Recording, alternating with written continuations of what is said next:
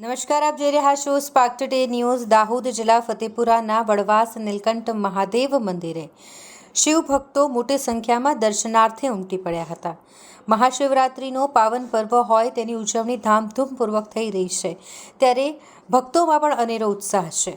ફતેપુરાના વડવાસ નીલકંઠ મહાદેવ મંદિરે પણ મોટી સંખ્યામાં દર્શન કરવા માટે ભાવિ ભક્તોનો જમાવડો જોવા મળ્યો.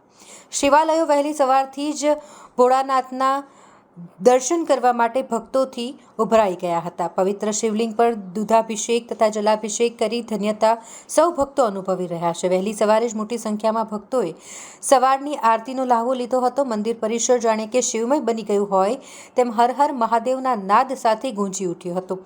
શિવરાત્રિ નિમિત્તે પૂજારીઓ દ્વારા પણ આજે રાત્રે ભગવાન શિવજીની વિશેષ પૂજા અર્ચના કરવામાં આવશે.